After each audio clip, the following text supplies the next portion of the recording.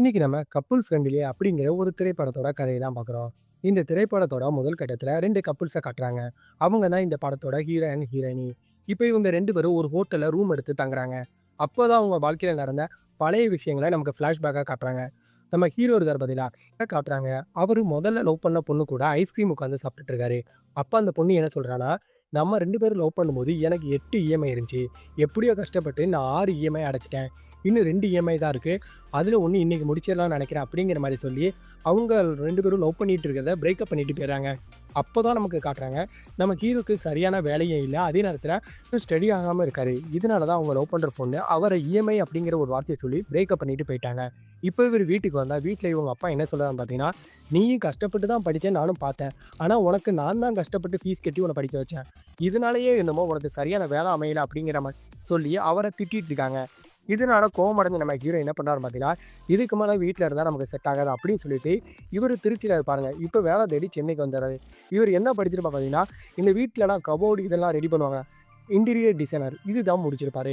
இப்போ இது சம்மந்தப்பட்ட ஏதாவது வேலை சென்னையில் கிடைக்குதான்னு சொல்லிட்டு இவரும் பழைய இடத்துக்கு போகிற இவருக்கு எந்த சரியான வேலையும் அமையாது.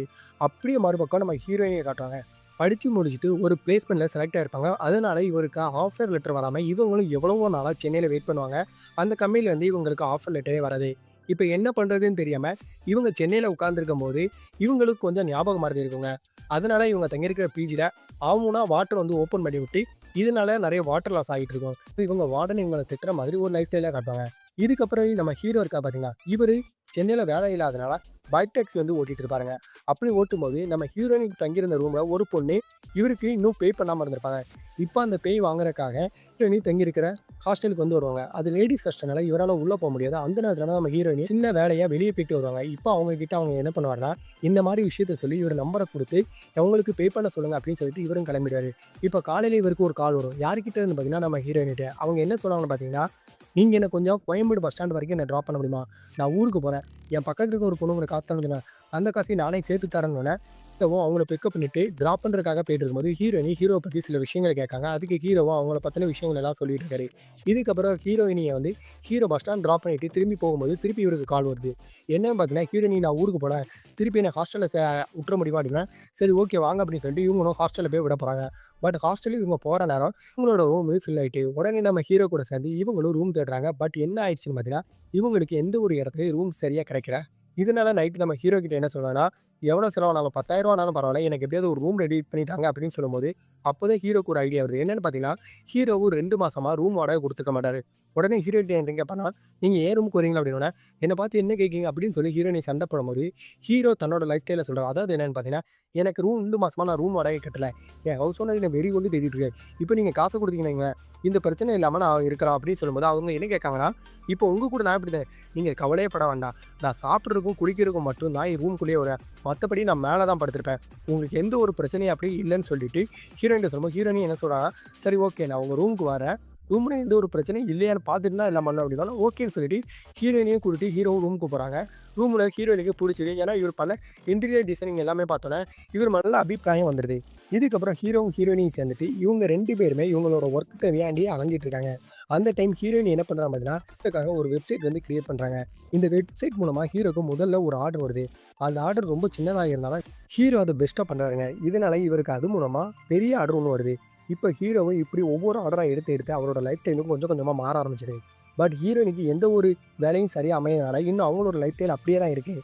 அப்போ ஹீரோ என்ன சொல்கிறாங்க பார்த்தீங்கன்னா, இப்போ நீ எதுக்காக வேலைலாம் தேடிட்டு இருக்க, என் கூடயே இருக்க வேண்டியன, என் கூடயே இருந்து என்னோட பிஸ்னஸ்லேயே எனக்கு பார்ட்னராக இருந்து உன்னோட லைஃப் ஸ்டைலில் மேலே ஏற்றிக்கலாம் அப்படின்னு சொல்லும்போது ஹீரோயின் என்ன சொல்லலாம்னா, உன்னோட லைஃப் ஸ்டைலையும் உன் பார்ட்னராக இருக்கிறதுக்காக நான் ஒன்றும் ஊரில் இருந்து கிளம்பி சென்னைக்கு வரல, எனக்கு பிடிச்ச வேலைக்கு நான் போவேன், இப்போ நீ எப்படி பார்க்குறியா அந்த மாதிரி சொல்லி இவங்க 2 இதுக்குள்ளேயும் ஒரு சின்ன வாக்குவாதம் மாதிரி வருது. இந்த டைம் தான் நம்ம ஹீரோயினோட அப்பா அம்மா ஊருக்கு வரேன் அப்படின்னு சொல்கிறாங்க.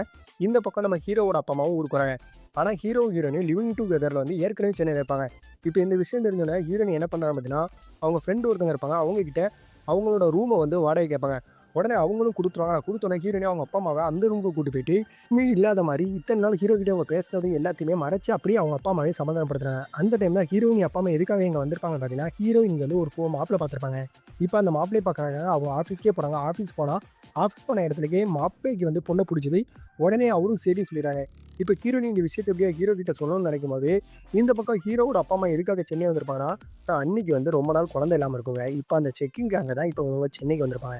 இப்போ சென்னையில இந்த செக்கிங் நடந்துட்டு இருக்கும்போது, அவங்களும் நல்ல விஷயம் சொன்னோனே, ஹீரோயினிட்ட எப்படியாவது சொல்லணும்னு சொல்லி ஹீரோ வெயிட் பண்ணிட்டு இருக்காரு. அப்பதான் ஹீரோயின் கால் பண்ணத பார்த்துட்டு, ஹீரோயினிக்கு என்ன ஆச்சுன்னு கேட்கும்போது, கல்யாண விஷயம் சொன்னா ஹீரோ உடனே என்ன பண்றாருன்னா, ஹீரோயினிய பார்க்கறதுக்காக அவங்களோட அபார்ட்மெண்ட்டுக்கு வந்துருங்க. அந்த டைம் ஹீரோயினோட அப்பா, அம்மா 2 பேரும் வெளிய போயிருப்பாங்க. அவங்க 2 பேருமே வந்துருவாங்க. இப்போ ஹீரோ இவங்க ரூம்குள்ள லாக் ஆகியிருக்கும்போது, எப்படியாவது இவங்கள வெளிய போகணும்னு சொல்லி ஹீரோ நினைக்கும்போது, பட் அவங்க அப்பா, அம்மா கண்ல பட்டு அது ஒரு பெரிய பிரச்சனையாகி, அடுத்த நாளே ஒரு ஹோட்டல்ல வச்சு ஹீரோவோட அப்பா, அம்மாவும், ஹீரோயினோட அப்பா, அம்மாவும் வந்து உட்கார்ந்து இவங்களுக்குள்ள இருக்க லவ் விஷயத்த எல்லாத்தையும் பேசும்போது, ஹீரோயினோட அப்பா என்ன சொல்றாருன்னு பார்த்தீங்கன்னா, அவரு இந்த கேஸ்ட் இந்த மாரி சில விஷயங்கள்லாம் பார்க்குறாரு. இப்போ இதனால இவங்க 2 பேத்துக்குள்ளயும் பிரச்சனை வரும்போது, ஹீரோவோட அம்மா வந்து ஹீரோயினி கிட்ட என்ன கேட்காங்கன்னா, "ஒண்ணும் பிரச்சனை இல்லம்மா. நீ இப்ப கூட எங்களோட வந்துரு. நாங்க உங்க 2த்தையும் சேர்த்து வைக்கிறோம். உங்களுக்கு எல்லாத்தையும் தர்றோம்" அப்படின்னு சொல்லும்போது, ஹீரோயினி எதுவுமே பேசாம இருப்பாங்க. உடனே ஹீரோயினோட அப்பா என்ன பண்ணுவாங்கன்னா, ஹீரோயினி அந்த இடத்த வந்து கூட்டு போயிடுவாங்க. கூட்டு போகும்போது, "அப்பா நான் ஒரு பொருள அவர்ட்ட குடுக்கணும்னு" சொல்லிட்டு குடுக்க வரேன்ங்கிற பேர்ல, ஹீரோவோட அம்மாட்ட என்ன சொல்லணும்னா, "நீங்க கூட்டோனே எனக்கும் வரணும்னு ஆசை தான். பட் இப்ப நான் வந்தேன்னா எங்க அப்பா, அம்மா வந்து ரொம்பவே கஷ்டப்படுவாங்க." அப்படிங்கிற மாரி சொன்ன விஷயம், இப்போ ஹீரோவோட அம்மாவுக்கு இவங்கள ரொம்ப பிடிச்சிரும். இதுக்கப்புறம் இவங்க என்ன சொல்றாங்கன்னா, "கவலைப்படாதீங்க. உங்க 2 பேரும் கண்டிப்பா சீக்கிரமே சேர்ந்துருவீங்கன்னு" நினைக்கும்போது, ஹீரோயினியோட அப்பா வந்து ஹீரோயினிய ஊருக்கு கூட்டு போய், அவள வந்து ரொம்பவே திட்டுவாங்க. "நாங்க சொல்ற பையன கல்யாணம் பண்ணிக்கோ. அவன் என்ன கேஸ்ட்?" அப்படிங்கிற மாரி சொல்லி பிரச்சனை பெருசாகும்போது, ஹீரோவும் இந்த பக்கம் ஹீரோயினிய காணோம் அப்படிங்கிற மாரி சொல்லிட்டு தேடிட்டு இருப்பானாம்.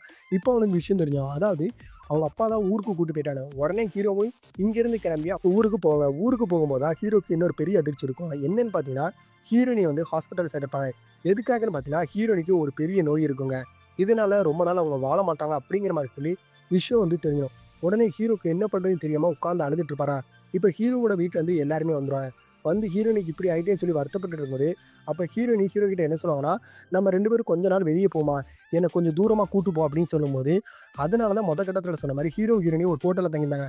இப்போ இந்த விஷயத்துக்கு வருவாங்க. இப்போ ஹீரோயினியோட ஆசைகள் சில விஷயங்கள் இருக்கும். அத எல்லாத்தையுமே என்ன பண்ணுவான்னா, ஹீரோ ஒவ்வொன்னா கூட்டு போய் நிறைவேத்திட்டு இருப்பாரு. நிறைவேத்திட்டே இருக்கும்போது ஹீரோயினிக்கு பழைய நினைவுகள் எல்லாமே மறந்துட்டே இருப்பாங்க.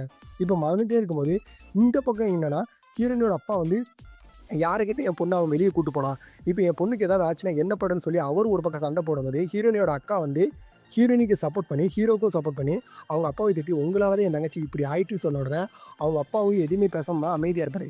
இப்போ ஹீரோயினியோட ஆசைகள் எல்லாமே இருக்கும் தெரியுமா?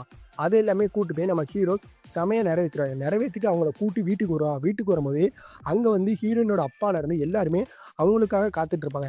இப்போ ஹீரோயினிய பார்த்தோன்னா, அவங்களுக்கும் ரொம்பவே சந்தோஷமாயி, "இப்போ உனக்கு எல்லாமே ஓகே தானம்மா?" அப்படின்னு சொல்லி பேசிட்டு இருந்தாங்க. அப்படியே ஹீரோயினே அந்த இடத்துல மயக்கம் போட்டு விழுந்துருவாங்க. இப்போ அவங்கள ஹாஸ்பிட்டல்ல போய் தூக்கிட்டு போய் வைக்கும்போது, ஹீரோயின் கிட்ட டாக்டர் சில விஷயங்கள கேட்டுட்டு இருப்பாரு. அப்போ ஹீரோயினிக்கு எந்த ஒரு சுயநலமும் இல்லாம இருக்கும். அந்த நேரத்துல தான் ஹீரோயினி அப்படியே கொஞ்சம் கொஞ்சமா அவங்களோட கண்ணையும் மூடிருவாங்க. அந்த இடத்துல இறந்தும் போயிருவாங்க. இப்போ நம்ம ஹீரோயினோட சமாதிய வந்து காட்டுவாங்க. ஹீரோயினியோட சமாதிய காட்டிட்டு அப்படியே நம்ம ஒரு பக்கம் ஹீரோவ காட்டும்போது, ஹீரோ ஏற்கனவே ஹீரோயினிக்கு தான் இறந்துடுவான் அப்படிங்கிற விஷயம் சில வருஷங்களுக்கு முன்னாடியே தெரியும். அதனால தான் அவங்க அப்பா, அம்மாவ விட்டு அவங்க சென்னைக்கு வந்திருப்பாங்க. சென்னைக்கு வந்த இடத்துல தான் ஹீரோவையும் மீட் பண்ணியிருப்பாங்க. ஹீரோயும் அவங்களுக்கு பிடிக்க ஆரம்பிச்சிருக்கும். இப்போ ஹீரோக்காக அவங்க ஒரு லெட்டர் எழுதி வச்சிருப்பாங்க. என்னன்னு பார்த்தீங்கன்னா, "நான் போனதுக்கப்புறம் என்னோட நெனப்பாவே நீ இருக்காத. உன்னோட பிசினஸையும், உன்னோட லைஃப் ஸ்டைலையும் பாரு. அப்பதான் உன் வாழ்க்கை மாறும். அதே நேரத்தில இன்னமும் சூப்பரா ட்ரெஸ் பண்ணி, நீட்டா பேசு" அப்படிங்கிற மாரி சொல்லி நெறைய அவங்களுக்கு அட்வைஸ் சொல்லியிருப்பாங்க. அத எல்லாமே படிச்சுட்டு ஹீரோ எந்திரிச்சு போறதோட, இந்த திரைப்படத்த முடிப்பாங்க. நீங்க லவ் பண்ணீங்கன்னா, கண்டிப்பா இந்த திரைப்படத்த நீங்க பாருங்க. ஏன்னா லவ்வர்ஸ்க்கான திரைப்படம் தாங்க இந்த திரைப்படம்.